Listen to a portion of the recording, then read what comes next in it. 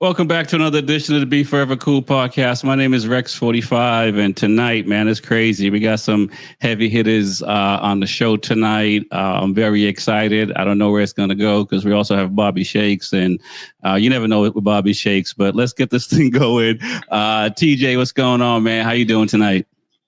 I'm doing great, man. Had a great weekend of racing. I know there's a lot to talk about, a lot happened, but I'm excited. Like I said, the weather's here, so we all can start riding now. Just ready to start talking about racing. I hear you, man. This weekend was pretty crazy. I'm looking forward to it. There's some factory teams that are kind of impressive this weekend. So we're going to keep this thing going, though. Bring in Max. Max, welcome back to the show, man. How you doing tonight? Doing good, yeah, man. Just got back from riding, actually. I was out on the Duke, and now I get to talk about motorcycles, so I'm in a good place right now. Man, I wish I was out riding, man. You're living the dream, man. That's what's up. We're going to keep it going. Smitty, man, what's up, man? Welcome to the show. I thought he had something else to say. I know. That was like an awkward pause. Like, It's all good, man. What's up, man? How things now you disappeared. This is going to be a fun night. Welcome back, Smitty. What's good, man? Not much. I'm just here in Atlanta enjoying the heat. Well, not enjoying it, actually. I hate when it's hot outside, but everything's going pretty good. Got a race coming up next weekend on road to Atlanta. My Vera stuff. So getting the bike ready for that. And for the most part, that's it really, just working. Doing the thing, man. I wish I had a race on the calendar, man. This year's looking bad for me. Last year's and the years before was pretty good, but this year I don't even know when I'm gonna go racing. Pretty wild. But we're gonna keep it moving. Let's bring in Dustin. Dustin, welcome to the show, man. It's an honor to have you on and to talk to you tonight because I like Smitty. I check out the podcast as well, and you guys, man, you guys are doing some really cool stuff and very entertaining. Yeah, I thanks for having me on, dude. Like, I just love talking about motorbikes, and I'm getting ready for the track day weekend here at Podium Club out in Arizona, and it's pretty cool. We've got that's the track that Attack uses in all the preseason testing, so it's kind of come back to the team's home base to play around and not have to babysit the timing. Get to actually ride. I'm stoked. Is that what happened? The principal doesn't have to show up. Oh, dude. Yeah. When the skipper's there, dude, I'm working, like running the timing and talking crap on YouTube stuff. Nice, man. Welcome to the show. We're going to have some fun tonight. Yeah, let's keep it going. Last but not least, Bobby Shakes. I see, you're making a statement with who got killed on the Senate floor, man. What's going on, man? Hey, listen, they used to fear us. They no longer do. They're going to take a shot and they're going to come for us. But I will say this. Now, I'm going to save it for the show. I got a hot take, and I'm going to save it for the show. All right. Say no more, man. Let's get this thing going. Guys, welcome to the show tonight. It's MotoGP in France just happened over the weekend. We'll talk about a little bit of the sprint, some of the sprint race, some of the grid qualifying, rather. And the main race. But let's talk about Zarco first because that was huge what he did. And I just want to bring that out. So we start with TJ. I know Smitty got a lot to say. He's a Honda guy. True. We've tried to even give him a Ducati. And he said he'll just trade it in for a Honda. But TJ, what are your thoughts on what Zarco did on the main race? I mean, he pulled out history. I mean, we all saw it. I mean, I don't know the date, but he was the, one of the next French riders to win a GP since who knows when. But what he did was amazing. I mean, we've seen it, like we was talking about last week, if he deserved a factory seat, because, he's probably one of the riders that is helping the team the most. But I think what he did was amazing, especially having his, it was like a dream come true, I would say. Like he had his parents there for the first time, or his mom. And, just he's a good rider in the rain. I mean, he made the smart choices and it all worked out for him. So I can't congratulate him enough. And it's well deserved for Honda as well, because, we're seeing Ducati every round. So for him to put a another manufacturer after Ducati is it's great. Pretty crazy. Max, you know what it's like to race in the rain. What do you think about Zarco and what he did for the GP race? I thought it was amazing, man. I mean, I think Zarco is just one of those slept-on riders because, I mean, he won Moto2 and then he came to MotoGP and he was on that Yamaha monster bike. And the first race, he was like he went straight to the front. And he just has this feistiness about him. And then I feel like he got older, a bit more mature. He doesn't really get those, like, the top seats anymore. But he's been used by so many manufacturers as a test rider to develop the bike. Ducati's used him. Now Honda are using him. Like, this dude knows what to do and how to ride. He's won races in the rain before. But to do it at your home race with your parents there, watching his dad cry as he crossed the finish line, then me and my family, we were like tearing up. It was just like an amazing thing, especially, it's not a factory Honda. And he just kept his head. Everyone was running in. Everyone was watching Marquez. Everyone was watching Bagnaia. Everyone was watching Quartararo. They're like, oh, what tires? And he just came out and goes, we're in France, dude. If it starts raining, it's going to rain in. I'm going to go out on the grid. I'm going to do this race, and we'll see how it goes. He got in first. He saw Marquez catching him, but he knew the tire was going to go off and was like, I'm good. I've got an 8-second gap. Pulled out to, I think, like 12 seconds at the end. And like TJ said, we haven't had a French rider win at the French GP since, I think they said 1954 or something, like something crazy like 71 years. Yeah, the whole week was amazing. I thought the race was really cool. It was a lot of riders making a lot of different choices. Some riders made some bad choices, but for Zarco to bring it home in France, that was awesome. I agree. Smitty, man, you must have been saving this all week. So, honestly, you're like the Knicks right now.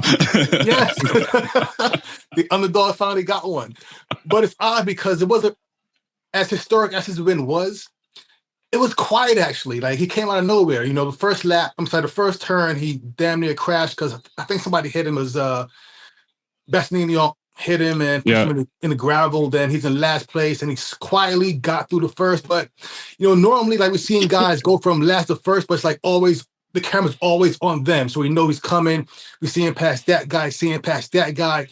It was different. It seemed like he was just, snuck through real quietly and got a big lead, stayed in front, and won the race, and what Max just said, I agree with all Max just said, historic damn there, seeing his mom and dad there. It was very, for me also, like, because Honda finally got one. I was happy to see that. So I'm tired of seeing Ducatis win every damn race. So it was a good weekend for me, Marquez is in first place now overall, so I'm pleased either way. So it's just two rights, right? Just two broken clocks. One broken clock. Wow. Like, even though Mark didn't win, he still won, in my opinion. Okay. Dustin, you heard all that, man. Wow. That was a lot, dude. Yeah, I mean, it was really impressive to see that guy get it done, just like the other guys said. And, like, he is kind of the elder statesman on the grid there. I joked on the guys on the show last night. The guy he looks like he drinks black coffee and smokes filterless cigarettes. Like, he's that dude. And seeing him and the reaction of the crowd, like, he owned. There's like 140,000 people there or whatever, and like, he owned all of them. He could do anything, and they were like, So I think it was pretty cool. That was pretty also, it was really cool to see Ducati knocked off the box for the first time in like however many races. Like, the Ducati Cup thing, it's like, I don't know. It's annoying. Yeah, dude. But they do have like half the grid, so. Right? Almost. I think it was last Coda 2024 was the last time a non Ducati won. So pretty crazy. Right. Pretty crazy. Bobby Shakes. You got your Yamaha on, you got your Honda gear on. What's going on over there? I see no. Straight red. Hey, listen. Not really impressed with the win. He should have had 2 podiums this season in week 2 or week 3. That didn't happen. It was raining. It was just a lot of things going on. Congratulations to him winning in front of his family, because, family's always first. but not really impressed. Honda's been there this season. They haven't done it. He finally shut the door, my guy. But I just want to say this. Enough about Zarco, because we had 5 guys before we talk about Zarco. Wow. Marc Marquez had his best race this whole season. He didn't throw the bike away, and he kept the house, maintained the points, and I was very proud of that. I'm glad he could have chased them down, but he said, you know what? I'm going to manage this race. And to me, that should be the story. But I get it. You know, you want Zarco, family, croissants, tea, whatever. I get it. Missing front teeth. Missing front teeth. And I got a couple. Us Europeans, we eat hot tea. That's why our teeth falls out. And we smoke those filterless cigarettes. That's probably why. All right. You have a lot to say, Shakes. No doubt. Wow, no dude. doubt. I like this guy. He's a character. You'll see, man. Holy crap. I didn't know I was on a cartoon over here. Wow. You just never know what's going to come out of his mouth. Let's talk about the qualifying, and we'll jump into the race now. Yamaha, I asked these to the guys on the Monday show. Is Marquez a little upset with Quartararo getting 2 poles back to back? Pretty impressive what Yamaha did. Is it a fluke or just, or Yamaha starting to figure that out? We'll start with TJ. I think Yamaha's starting to figure some things out. I mean, I wish Fabio can be backed up a little bit with his other teammates, but for him Jack was there a little bit. Jack's still I mean, he's trying, I guess, a little bit. But, Fabio definitely stepped it up from the last round, getting the pole.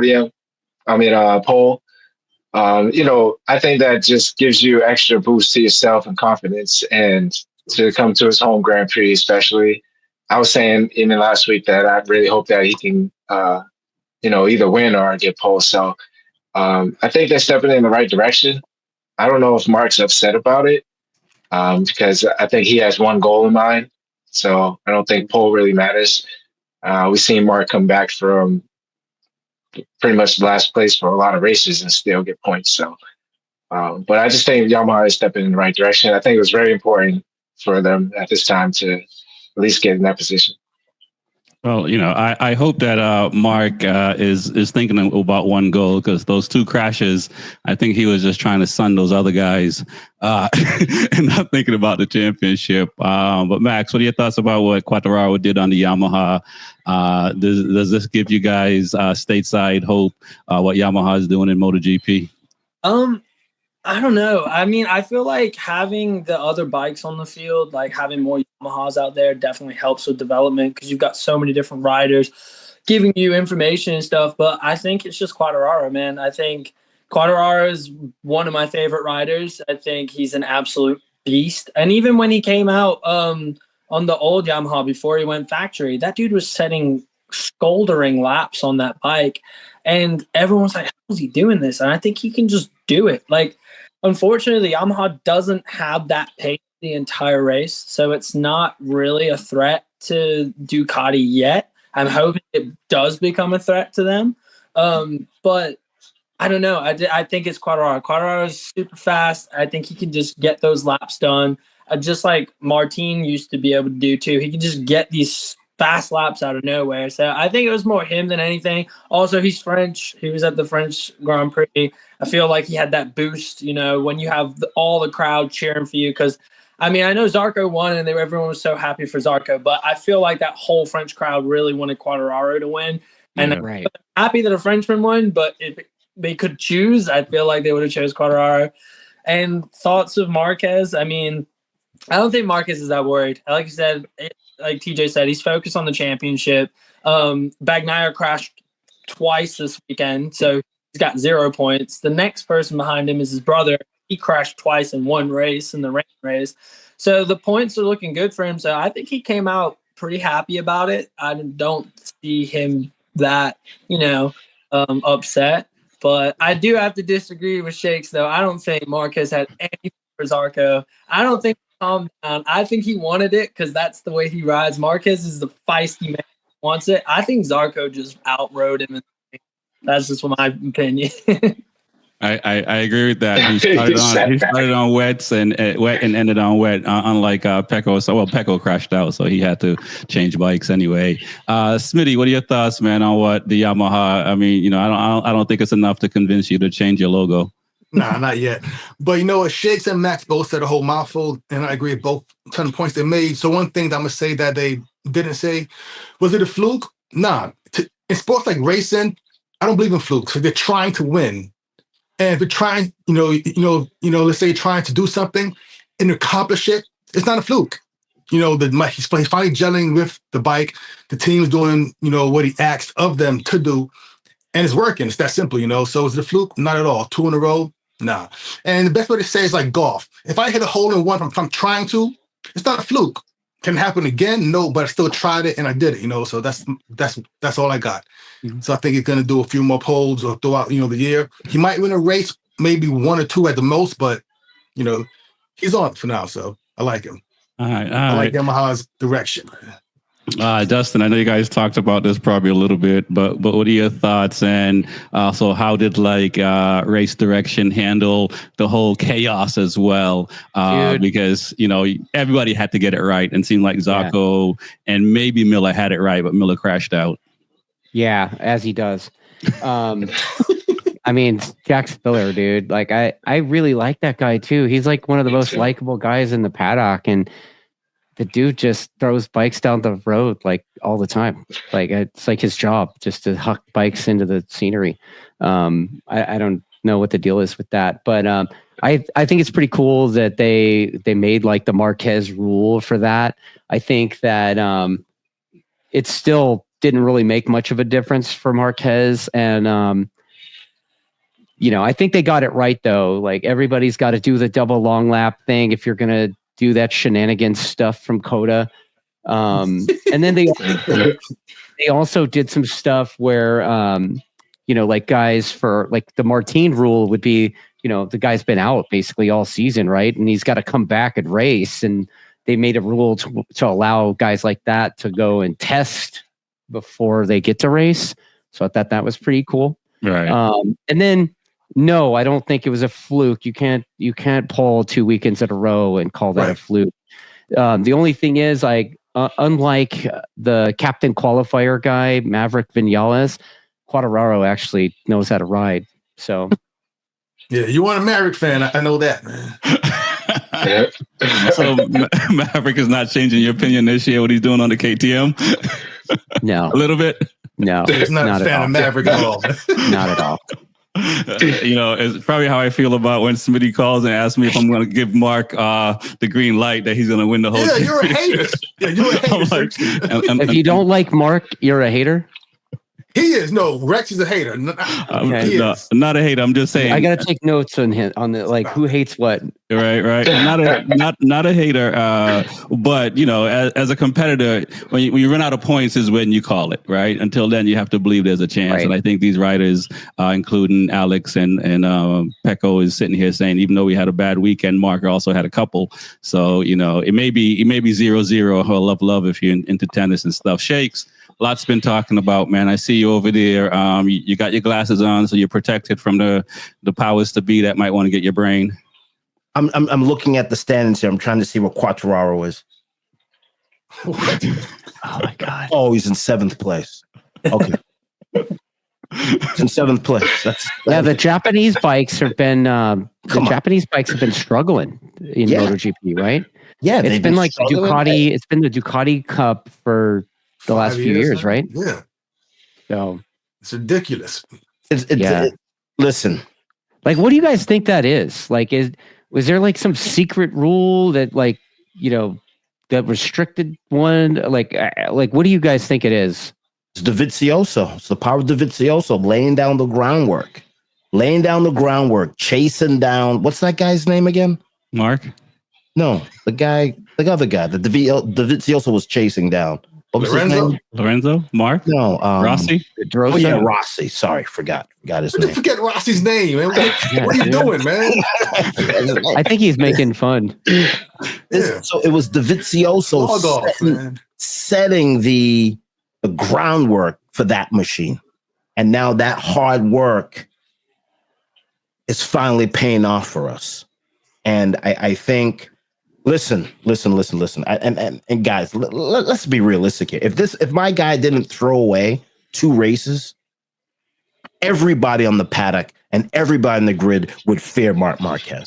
They would fear him. But now they see a little sign of weakness where he might throw the bike away, and all we got to do is manage a race to get some points. I think everybody's got a pair of balls now. I didn't have a pair of balls the first 3 weeks. So 4 weeks.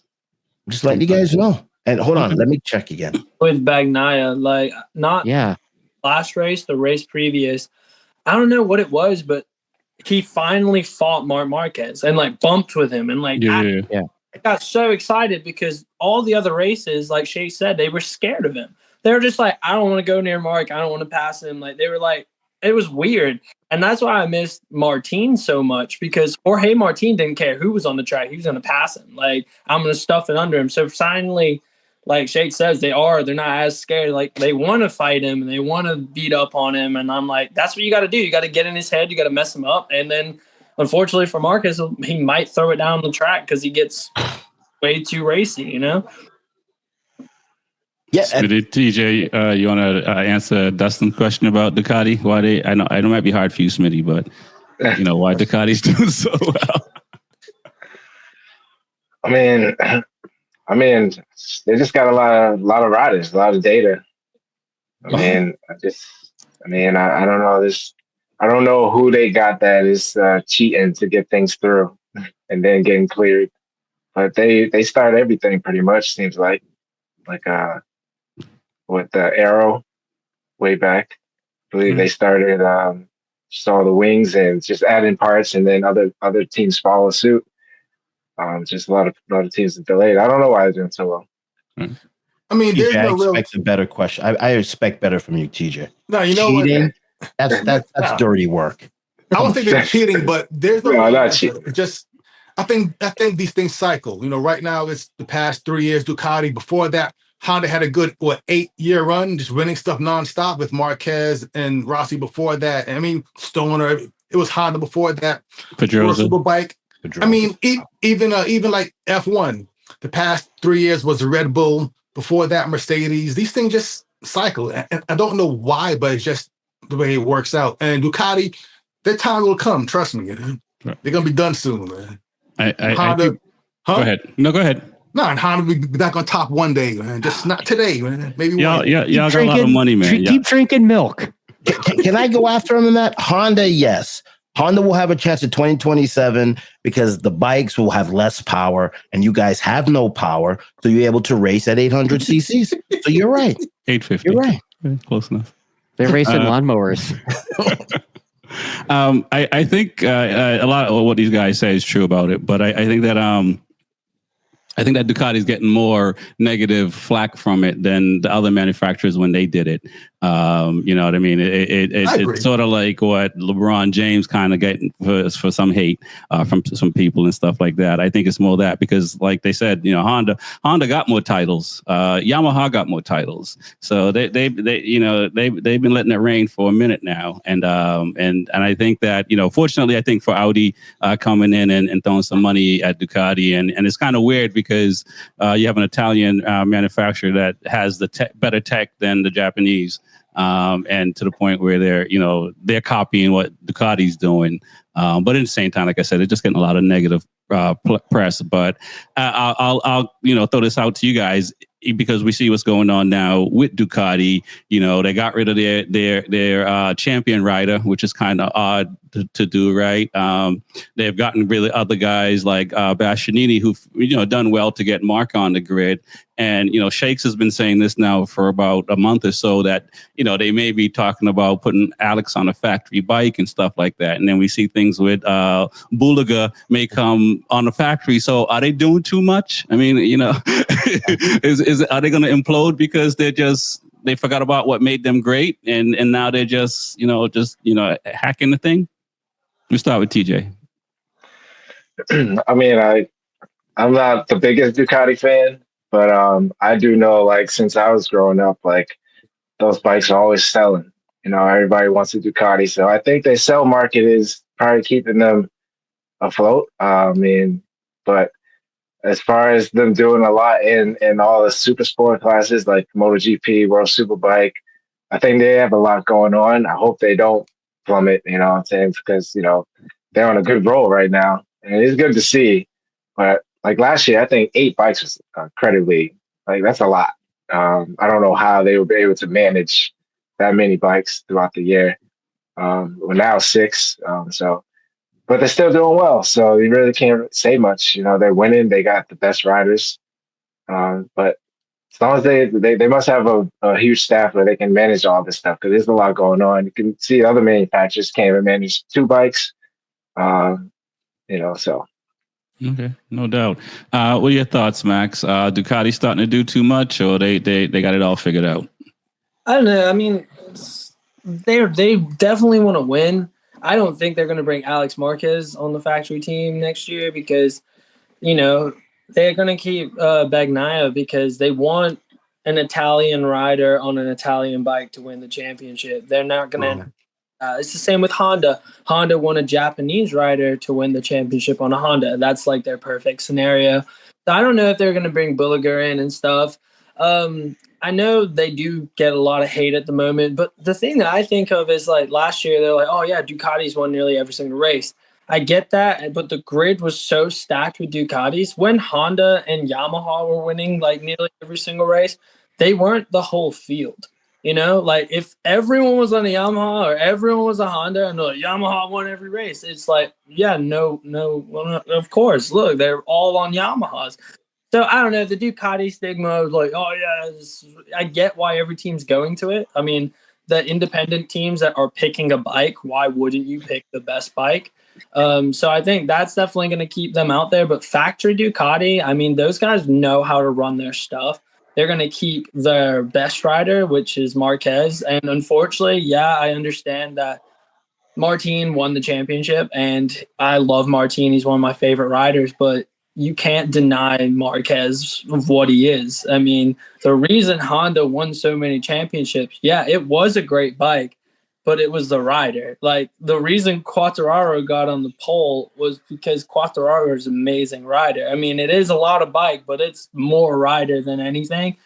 So I get why they picked Marquez, and then obviously they're keeping Bagnaia for the Italian kind of side of it. But I don't know. I don't think they're going to change too much next year. I think they're going to be the same team. I think they're going to, whoever wants to run Ducatis, they're going to help them out. But I think they're set. That's what's up. Smitty, man, what are you thinking? Nah, honestly, in this topic, not much. Like I said, not much at all. It's just their turn. That's it. It's just their turn. So they're not doing too much. Nothing. Not too many franchises going on. None of that. Like Subway. Like Subway. Not too many series. Okay, Dustin, man, what are your thoughts on what Ducati's doing? You asked what they're not doing too much. They're not doing too much. I think you guys.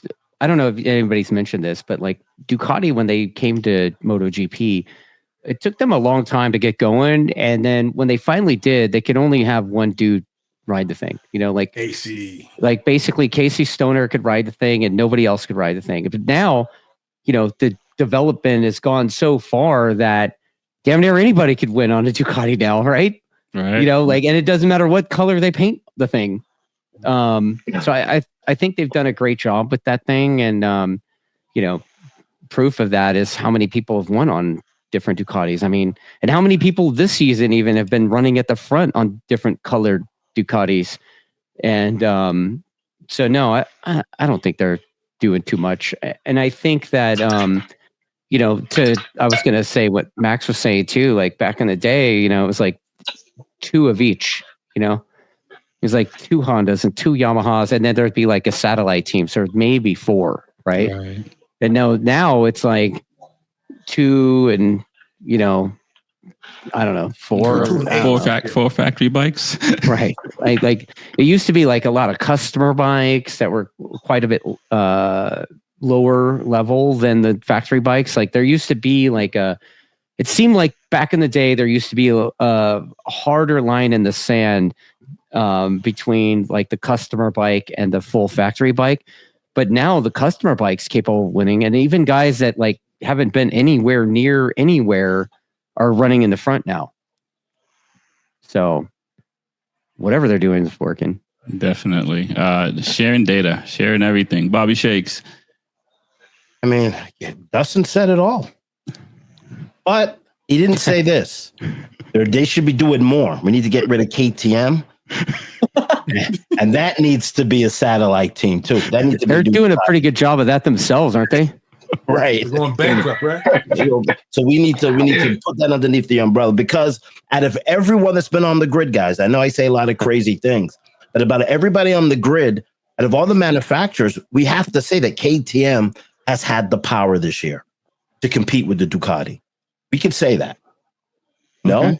Okay. Let's talk about KTM a little bit. Yeah, they do have the power, and Acosta and Vinales look pretty good when you compare it to the Yamaha and the Aprilias.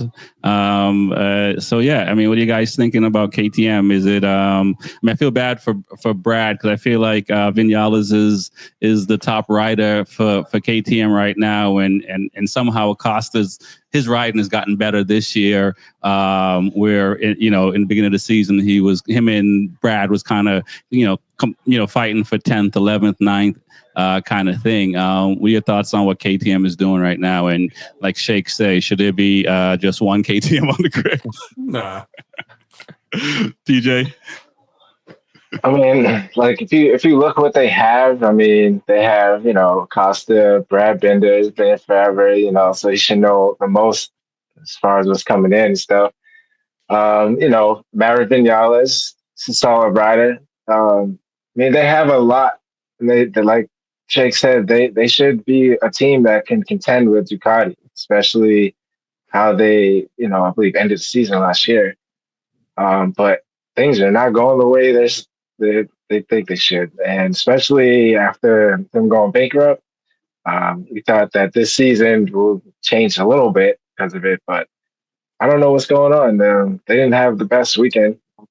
So yeah, I just don't know. You see, like, there's rumors Pedro Acosta was trying to leave or go to BR46, and when there's rumors going in with your teammate, it's just a whole bunch of bad blood going on. It's just, I think, downhill from there, but hopefully they can save it. Yeah, I hope so. I think they can. But Max, what are your thoughts on where KTM is at? And is it the struggles of the finance stuff that these riders are feeling, or they just don't have the right setup of the bike yet, and they're starting to sort that out as the season progresses? I think in Motor America we call it you out superbiked yourself. I think they've just done that. I mean, they've got the motor, they've got the aero, they've got all these parts. They've done what Red Bull does. I mean, they did it in F1. They came in, they bought all this crazy, awesome stuff. The bike should be amazing, but all the best parts don't always make the best bike. Like, I don't think they have the setup right. I mean, you got some great riders. I mean, Maverick's hit or miss for me. I mean, he either knocks out the park or he's not there. Pedro, I think he's still got some maturing to do. I think he's going to be a top contender, but he just does things sometimes. I'm like, why'd you do that? Like, he'll push into a corner so hard and then just tuck the front. And I'm like, that's what happens. Like, you should know this. And then Binder, I love Binder, but I think his riding style hurts him a lot. I mean, the MotoGP bikes, if you look at the guys who are winning, they're very calm and collected, and kind of like their bikes are very in line. Every time Binder's coming into a corner, he's silent. He's never great. I think he's trying to do too much on the brakes, and he's missing some of like the time in other places. But I think that, like I said, they just kind of outdid what they're ready for, and I think they will get to the point where it will be working. They'll be a top contender.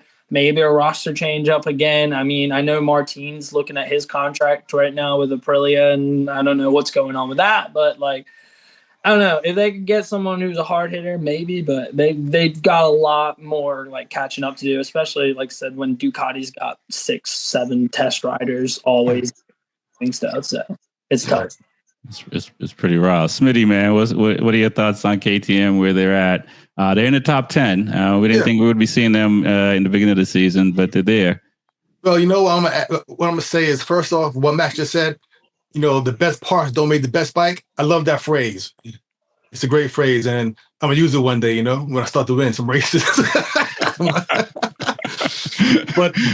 but as for Maverick, he has one win in him, and we've got to say that he's won for the most like companies, different manufacturers. Yeah, right. So that's still something to say that he's done, and he's a good rider. But like I said, Max said, he's hit or miss. He's a top 3 guy one day. Next week, he's in 17th place, and I don't know why. Maybe it's a mental thing for him. Some guys like that, I can't fully wrap, my head around, but he has one in him. And Pedro, he's still young. He has a bright future, like ahead of him. And he has like the talent to be the one day. So we'll see, but KTM, it's just a bike, so. All right. Dustin, what are your thoughts on what you heard about from these guys and KTM and, Yeah, I mean, look, I don't really think about KTM. But yeah, I mean, Maverick, like what Smitty was saying, blind squirrel finds a nut every once in a while, you know what I mean? So I don't put a whole lot of weight on results of that guy. I'm surprised that he still has a ride, to be honest with you. I mean, there's probably a bunch of talent coming up that probably could replace a few people on the MotoGP grid and make it a little exciting. But yeah, like maybe, I think I agree with Bobby a little bit over here about getting rid of KTM. Like Red Bull should just ditch KTM and go to Suzuki. Let's go. Right? Yeah. Suzuki. Okay. They won a world title. KTM does a great job with dirt bikes, but I don't know. Wow, that's a hot take. All right. Listen here, Shakes is going to be wilding out now. You get too many people that start to agree with him. What was more impressive, guys? Between I'll go back to I'll go to Furman Aldeguer, Pedro again, and Taka Nakagami, Vinales. These guys all finished in the top 6 on Sunday, which was a crazy wet race. How do you guys think about those riders? We know what Zarco did in first place and Mark did, but it was one of the craziest mixed wet condition races that I've seen in a long time, and it was entertaining before it even started. But those guys, it's pretty impressive what they did. Yeah, silence. And Furman and Aldeguer, I mean, like, for him to do what he did in the rain and get his, I think it's his first podium, very impressive. That race was just insane. Like, just watching like who's like going into the pits at what time, changing what, just keeping track. I know not just the riders have to pay attention now, but the whole crew, to let you know when to come in. And just stay on out again. Like he stayed out there a little longer than he should have. And then he came in and realized that it wasn't working and switched to the wet. So I thought he was pretty impressive for the weekend. I was pretty happy for him. I knew he was due for a podium. Okay, no doubt. Max, have you seen something like that? What Mark and Alex did? 2 double long lap penalties, pit in 3 times, and still getting on the podium for Mark. Alex crashed out, unfortunately. I mean, and Zarco was started on wets and finished, 15 seconds or 14 seconds in front. I mean, it's pretty impressive what Mark did by just all that chaos. Yeah, I mean, I think, I don't know, all this changing stuff is kind of crazy to me. I get, like, if it's a dry race and it turns wet, you come in, you change to a wet bike. But, like, I don't know, there were so many decisions and there's so many things to do. And, like, Marquez was constantly trying to make the right decision, which was, okay, it's going to dry up. I need to be on dry. Then it's going to rain. Oh, no, I need to be back on rain. Like, he was making the right choices. But, like, if everyone just, like, if they had to ride what they had at the start, I mean, the race would have just gone on and they would have had to do their thing. There would have been one bike change, and I think it would have been better. I get the long lap penalties, but like, when all of a sudden you have every rider diving off track, it's not really a long lap penalty. It's like, that's the new track, you know? Like, Right. Right. it was a bit strange. I mean, it made it really exciting. As a fan and watching, I loved it. It was great. But I don't know, it puts a lot of stress on the teams, and the riders are trying to think too much. And I'm like, that's why Zarco did so well. He just went out there and he rode. Like, he's like, this is what I got. This is what I'm riding with. And I think that's why he won the thing. And I think all the other riders, it got in their heads. They played around too much. And like Furman Alligator, I have to admit, that was awesome. I've been expecting him to get a chance on the podium soon, because that dude's been riding really, really well, especially at the end of the race. He's kind of doing like a Garrett Gerloff. At the end of the race, he just goes faster than everybody for some reason. So, but overall, I don't know. It was strange. I think it was different. Did Marquez ride really well with the double long lap penalties and everything? But yes, but he also did it to himself. So it's like, you know, it's what it is. Okay. All right. That's what's up. Smitty, man, what are your thoughts on that? What happened? Yeah, the race kind of felt like an F1 race almost, you know? This race involved like strategy this time, man. It was a good race, very, very like entertaining. But also, I won't say I ain't like it, but the rules, like, if, you know, if all the guys do the same thing and they're all penalized, like Max said, it's not really, you know, like, you know, penalty, just it's part of, you know, the race now. But overall, so I was entertained by it from start to finish. It was cool seeing what Furman did. Finally got his podium, right? Second, but it's first for the weekend. Okay, yeah. Very impressed by that, seeing, you know, the young guys do well. So I liked it. Good. No good doubt. race. Dustin, you heard Max talk about, you know, the team being stressful and stuff like that. We saw that with Pecco. Granted, he did crash, but he spent a lot of time in the pit waiting for his B-bike to be ready because they weren't expecting him. Is it as entertaining when you're in it? I mean, when you're a fan watching the thing and like the guy in the lead is like 20 seconds out, it's like, here, let me take a nap. You know, I'll catch the podium ceremony after, you know, I mean, let's just be real. Like, what happened was awesome. I think it was great that, you know, dude got his win in front of the home crowd and all that. And the rookie ended up on the box with, you know, legends, right? But at the same time, watching the thing, it was a giant snorefest, honestly. Really? Like, I want the other one where it was like the week before where you watch Pecco scrapping with Marquez, banging bars with them, smashing him out of the way. Like, that was rad, right? But then you watch the dude get away and there's like, he's all by himself mailing a postcard to everybody, you know, like that's, you know, that's not fun to watch. So, you know what? It's fun for different reasons. It was fun because the rain, the strategy, the bike changes, that made it entertaining. I see what you mean. You know, well, I get it though, but you know, I enjoyed it still. The biggest thing, you know, this is something I've been talking about on our show for a while, but you know, what is going on with Pecco? Like, you know, I can't remember which guy, one of our guests said it, but he was saying how, you know, Pecco's already lost the mental battle, and you see it in his riding. Like he don't look like the aggressive dude that just goes out and sends it anymore. Like he's like not, he doesn't even have the confidence to pitch to chuck it in there. You know, like he's just kind of hesitating. You know, he's like, I don't know what his deal is, but I mean, he better find it if he wants to win some more races. Because I mean, this championship's just going to disappear before his, you know, and he's going to be out of his grasp. Mark broke him. Mark took his candy. Oh man, come on, Pecco. Mark broke him. You know, up until this weekend, he's still having the best season he's had so far in MotoGP because he's only crashed out one weekend so far. Shakes, what are your thoughts, man? I see you over there. You're still checking notes. Oh no, it was funny. I was watching this race, and so I went to my parents' house to see my old man, and I'm clicking through the channels looking for basketball, and then MotoGP was on. I was like, oh man, I got to do my homework. So I'm watching this race, and my dad comes out and sits beside me, and he goes, oh man, I remember a guy named Giacomo Agostini. I'm Agostini. Gustini. I'm like, who? And my dad was just talking about, and I never knew my dad even watched the sport. Your dad is 90, right?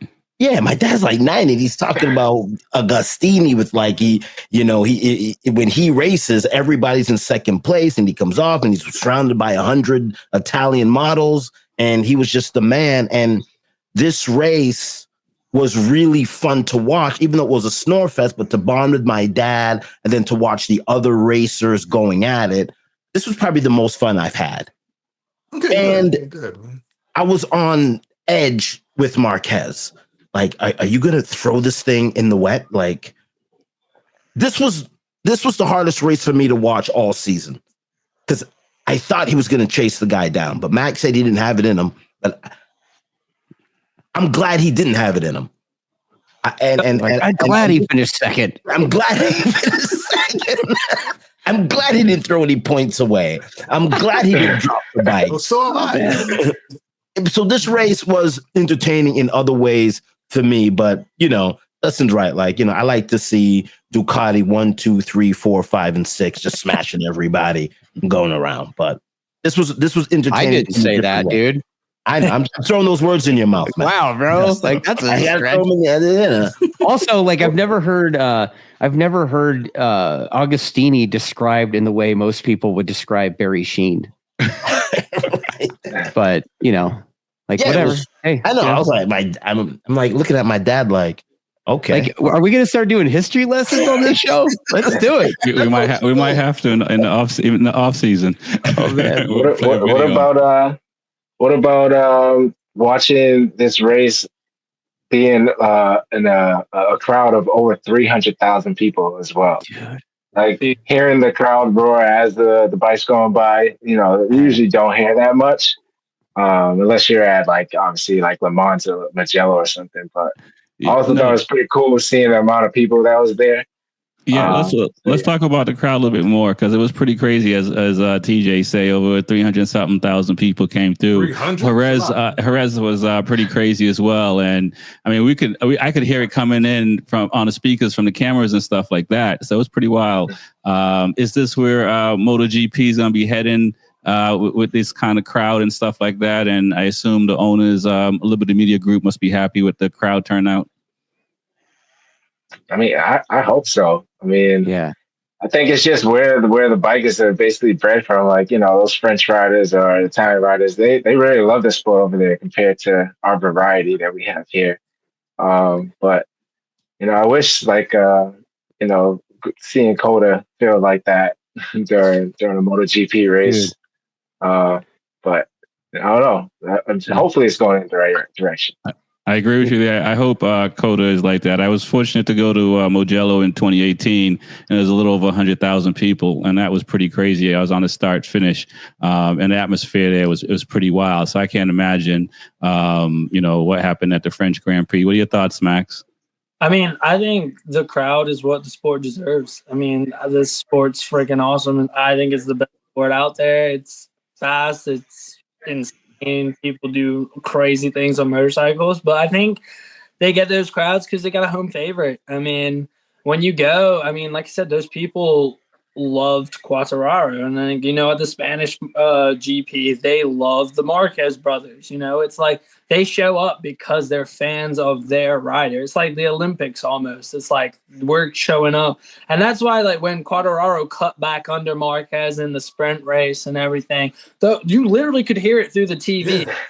Yeah. And it was but I don't know. I think it's really cool to see. I'm really happy for it. Like I said, if I was a French racer at that race, I would have a light ignited under me, and I would want to do good for my crowd, And that's why I think, dude, we need an American in MotoGP. So, because I don't know if you guys live here. It's America.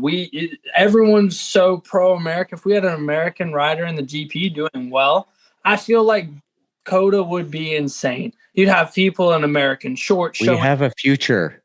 Flags. And it's this guy right here. It's this guy right here, KDJR, buddy. Yeah.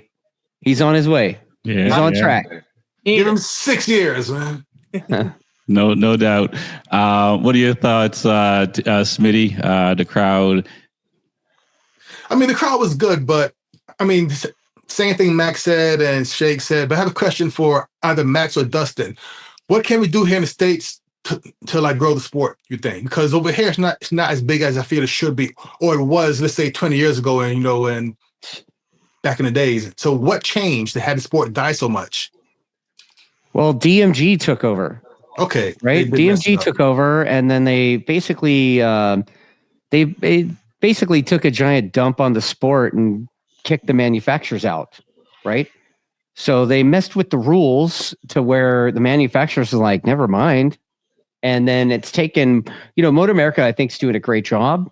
But, I mean, they're filling in a hole created by years at DMG. And I mean, what are we, a decade into Moto America now? And it still hasn't quite recovered. I mean, you got privateer dude like Flinders here, and like he's doing his best with whatever budget he's got. But even the quote factory teams aren't really factory teams of what they were 25 years ago. They are the factory teams today would have been the satellite teams from 25 years ago, right? So, manufacturers get involvement, yeah.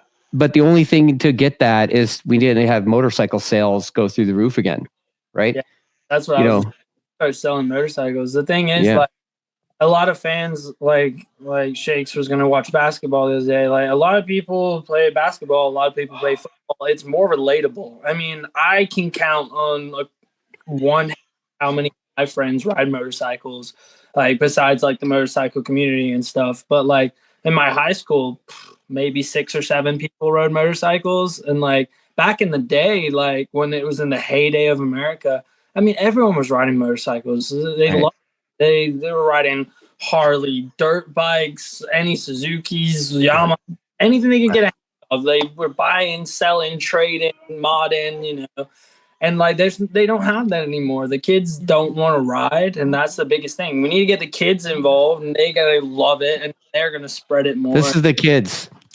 Yeah. Right? It's hard. It's hard tell a kid, hey, let's go ride dirt bikes on trails when they can get on a video game and ride a dirt bike off a blimp into a volcano. Backflip park, It's just difficult. It's difficult. We're in trouble. Can Harley in a Bagger series do anything? Because it seems like they draw a decent crowd from what I hear at Moto America when they're there, and also we see what they're doing, what they're going to be doing next year in MotoGP with the 12 rounds. I feel they can, but with the Baggers, it's bringing in like an older crowd, and eventually, like not to sound messed up, but they're going to die one day. We need the young guys to come in, the 22-year-olds to come to the track and watch races, not the older guys. Young guys. I don't know, man. Like, I disagree. Ricky, Bobby, and we set up a little table at Road Atlanta, like up on the hill outside of Turn 1, and we started talking to people, and we talked to quite a few Bagger type fans, and they were like in their 20s, dude. Really? Yeah. I thought they were riders, honestly, and then they were like, "Oh yeah, man," and then they're Southern as shit, and but yeah, they were just there to check the Baggers out, but they were stoked. They didn't even know that there was other bikes. Really? So oh yeah. Shit. So okay. I think the genius part about the Baggers, it's bringing in new faces that weren't coming to the races before. And it's not, and it's bringing them in to see what they want to see, and they're being exposed to the real cool stuff. Gotcha. So they might stick around. Okay, fair enough. Then I was totally wrong. That's my hope anyway. I hope I'm right, but that's what I saw. Definitely caught a new crowd in, and it's showing them. And then they're watching the Superbikes and the not Junior Cup, the Kramer Cup. Yep. And they were like, whoa, this is cool. So it's definitely a good step for sure. And then with it going to MotoGP, hopefully those fans who are watching it here start watching MotoGP, and then they have their friends over, and then they're watching MotoGP, then they're watching like the races, and hopefully it does grow it. That's my fingers crossed thing. It's just like I said, I think that was a good move to bring the baggers in because it's relatable. I mean, if you look at half the motorcycles sold in America, it's baggers, man. It's cruisers. It's baggers and dirt bikes. That's it. Literally. Right? It makes sense for it to bring it in, and it has grown our viewership a lot. So, I mean, hopefully it can grow theirs too, and hopefully over there on one because that'd be sick. But not out of the universe. Nice. Go ahead, Shake. If you go on Instagram, you're seeing a lot of guys that used to wheelie these sport bikes. Now they're wheeling the cruisers. Now they're wheeling the baggers. They're doing a lot of the mods on the bikes. They've got rid of the belt and everybody's going back to the chain. It's a crazy sport. Like wheeling baggers is now a young thing. Why? Because interesting. You're hanging around your dad. Your dad had an FXR in the garage, and you couldn't afford a sports bike. So your dad had all the tools, and then you start wrenching the FXR. You change the gear ratio, then you start wheeling it, and then everybody starts wheeling it. And remember, too, sometimes you could pick up these Harleys for $2,500. Dude, you're describing the hooligans class. Oh, there we go. Holy shit, right? Yeah. Like, dude, like I went to Roland Sands' deal at the beach, Huntington Beach last year. And I mean, it's that kind of thing. I mean, you go there and they have a little oval track set up in the parking lot at Bolsa Chica Beach in Huntington. And they'd have these little oval races that you'd see all kinds of stuff, ape hanger, dude, like all that, right? And it was great because it had that like raw America thing, like, you know what? Let's just do it. There was a dude out there in a t-shirt, right?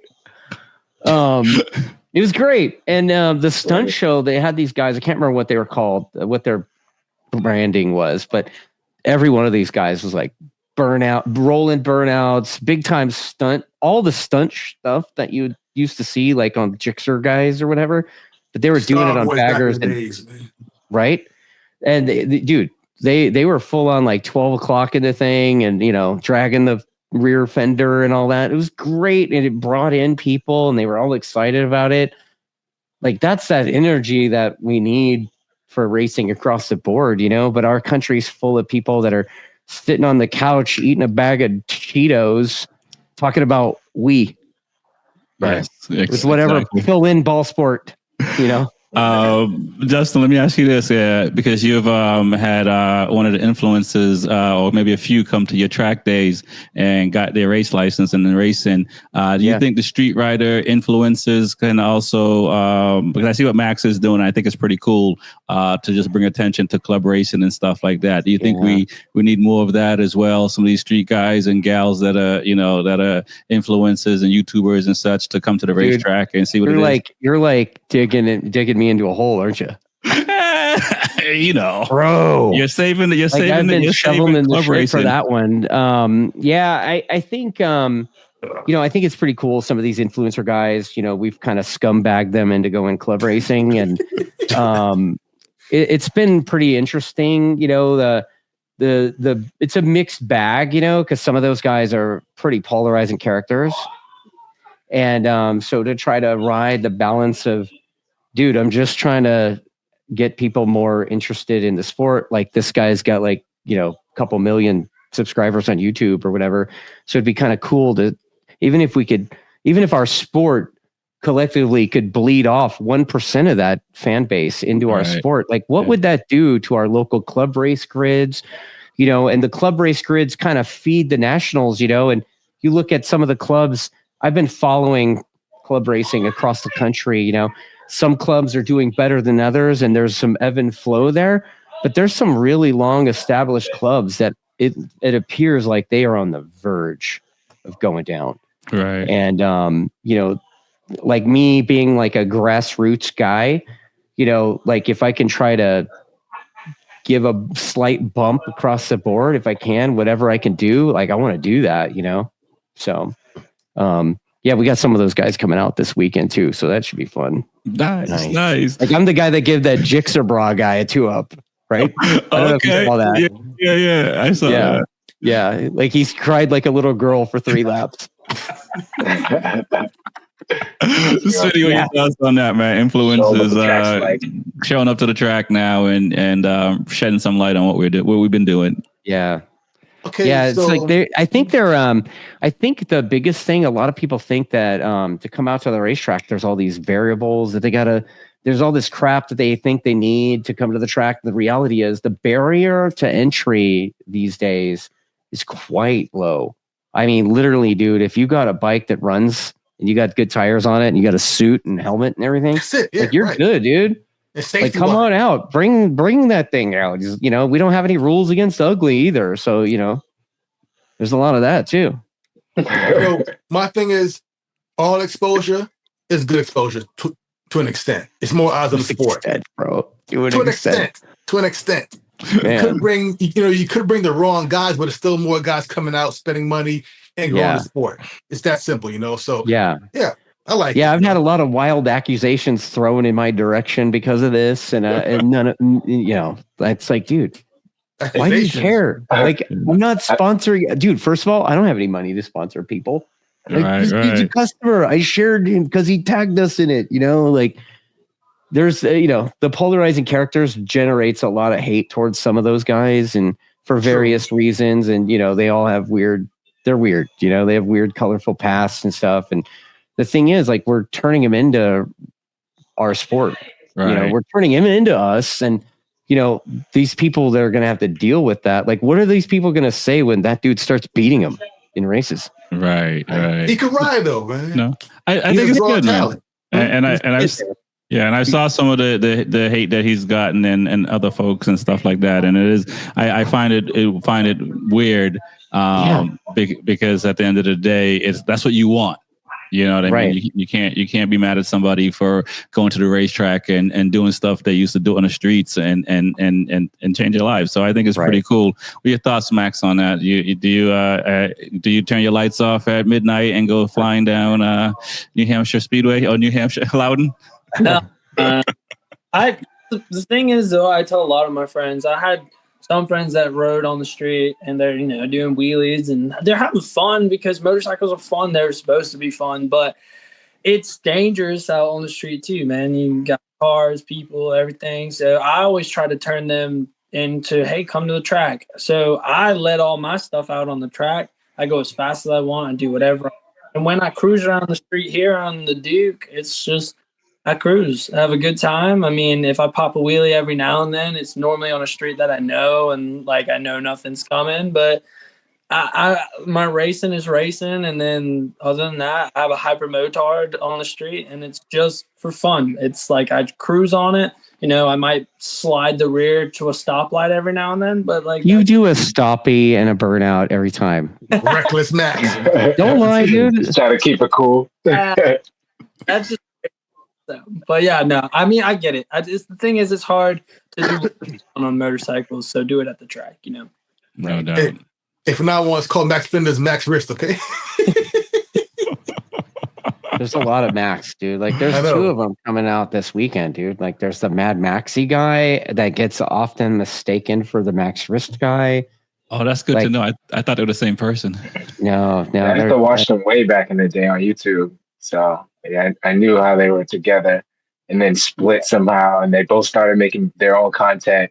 And and then they started going to the track because they were canyon riders, wild ass canyon riders. So some of these guys, their whole shtick is like doing videos with their helmet on, so nobody sees what their face looks like. So they're talking with they have like a cardo or whatever, and they're talking, and they all are with Stig all of a sudden. Yeah, right? I don't like that. It's weird almost, you know.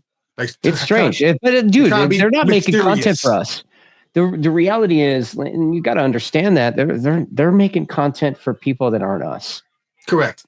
Cool. Yeah. We're sharing our sport with them. So, like, you know, the overall goal is to have those guys come and enjoy our sport, and then tell their people how good of a time they had. Like, but that's my right. You know what I'm saying? You're correct, but they come in and kind of like they bastardize it almost, you know. Well, some people think that about them, but I don't think that at all. I think a bunch of these guys, like I've interacted with these guys now. Yeah. And, you know, they really didn't know what they were getting themselves into. I mean, some of these guys, they were like beginner, dude. Right. And it's like, there was this one kid that come out. I can't remember what his name is. I think his name's Taylor, but he goes, he's like Squid 6. I don't know. Like he's like he sells t-shirts and sweatshirts and stuff. Squid Dude, this 6. kid comes out from St. Louis, Missouri to ride at Buttonwillow. Wow. Like, what, dude? Like you just drove 18 hours to ride Buttonwillow? Okay. I guess that would be like for you guys. That would be like spending 18 hours to go ride at Jennings or something, right? Right? Or Roebling. Like you're gonna go 18 hours to go ride at Roebling, right? It'd be like that. And the kid never been on the track before. He had the R6 with the wings on it and all that, right? And he goes out, never been on the track before, total track virgin. And by the second day, he was like kind of looked all right. Like he looked kind of legit. So it's like score, right? Nice. So that's what we're trying to do here. Like Squid 6. I gotta look him up. I'm not like trying to promote these guys. Like, what platform do I have to promote them? They've got 2 million subscribers. They don't need me. Right. They're promoting me. So I'm like, thanks. Right. So, but I want to share a sport with them, and that's all. Like, you point them in the right direction. Nice. I appreciate you doing that because it sounds like other people wouldn't do it if they had the opportunity to.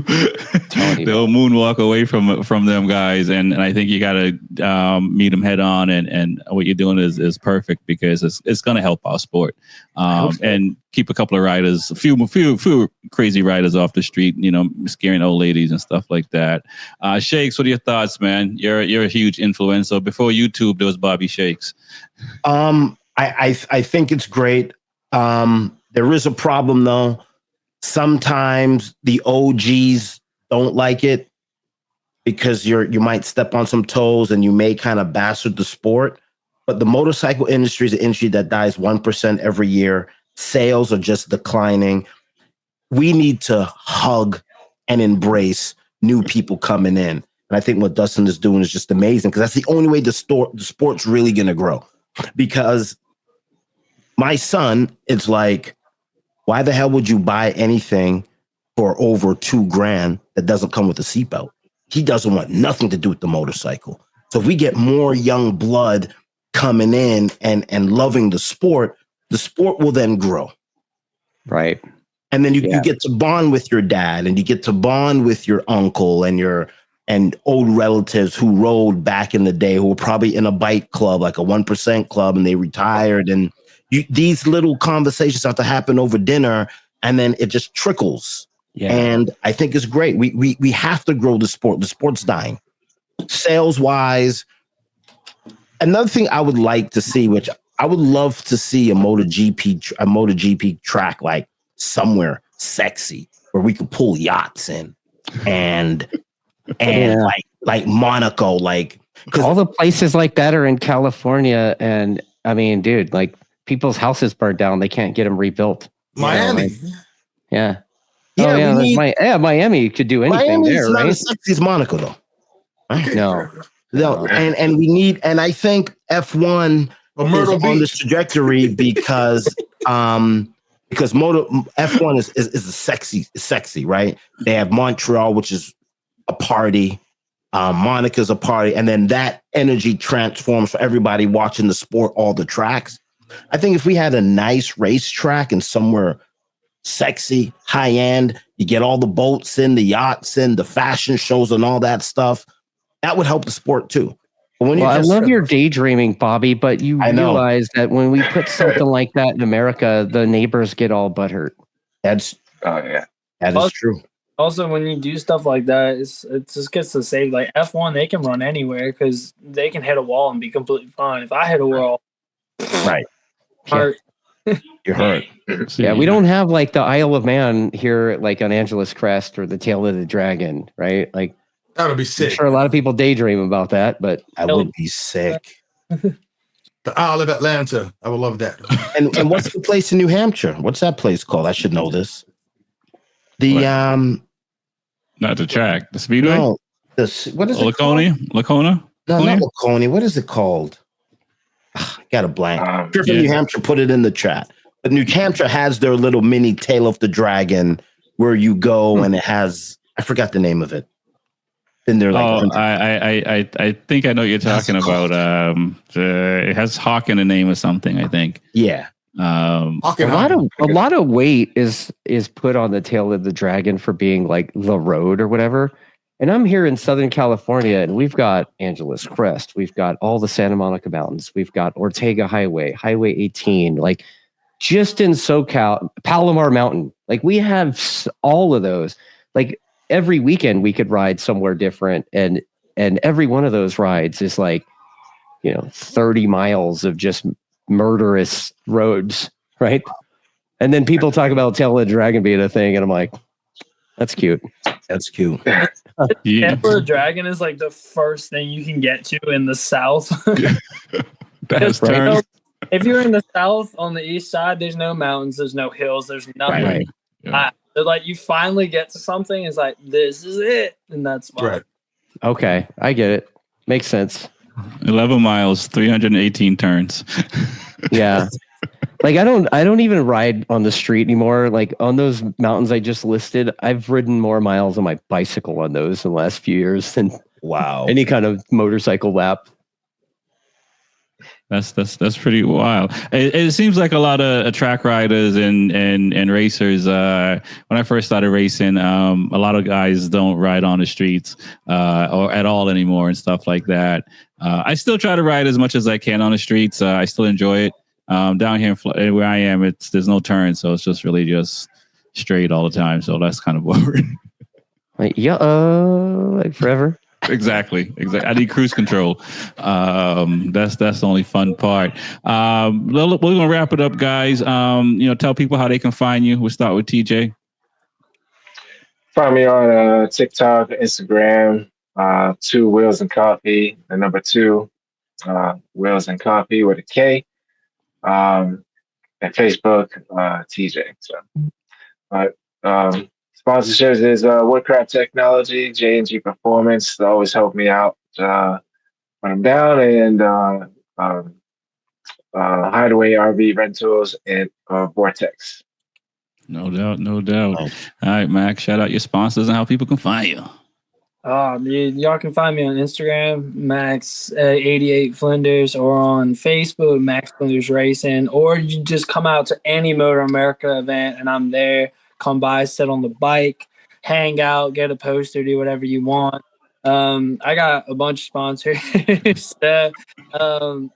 Send me an email. I'll plug them in. I'll do that, but my biggest like Arai and then Bison Suits and that. And then obviously I have both teams. I have M3 or Mad Monkey Motorsports with the baggers and then Thrash Bike Racing and all the sponsors that come with them, from Moto D to Vortex to everything. But yeah, if you want to see all my sponsors and see who helps me out, just go follow me on one of my pages. And nice. That's what's up. Smitty, man. Not much. My name's Smitty. Smith Shot Racing. Vera, number 18, that novice guy. That's it, man. All right, Dustin, what's up, man? Tell people how they can find you in your next track day for sure. And all your sponsors. Yeah. So, you can find the TrackDaz program anywhere on social media at TrackDaz, whether it's YouTube, TikTok, Instagram, Facebook, whatever. Website, trackdaz.com. Podium Club this weekend out in Arizona, a couple of days. The second round of that Smira thing, social media influencer racing. It's like a goof name that they came up with. Yeah. But in sponsors, obviously the Yamaha sponsors my program in a big way. Pirelli, we actually are a Pirelli vendor now. KYT helmets and several other Firepower, even like I guess that's Western Power Sports runs that. So that's us. That's what we do. That's what's up, man. Bobby Shakes at Shakes is Live. We do the reggae thing. We do the motorcycle thing. It's a good time. You're not selling cookies? Oh, yeah, cookies. Oh. What? What? Yeah, put that on a single screen. I can't see it. Milktoncookies.com. Go and get all your exotic snacks. Is that you? That's your company? Yes, and you could just put Bobby Shakes at the checkout and get you a good discount. Max, I don't want to see you over there. This is just a whole bunch of sugar, but we do have real Red Bull over there. Oh, real Red Bull. It's not carbonated like the stuff in America, and it has no dyes. Like all these snacks of these websites, there's no dyes. Oh, no. The same thing. Which mean real Red Bull? What we have here? He's got like the Bobby Kennedy approved snacks. Yeah. We've got the Bobby Kennedy approved snack. Yeah, real Red Bull is not carbonated. It's carbonated. It's only carbonated in the United States. I did not know that. And it's like, you know, when does it still taste like Flintstones vitamins? It still tastes like Flintstone vitamins without the carbonation.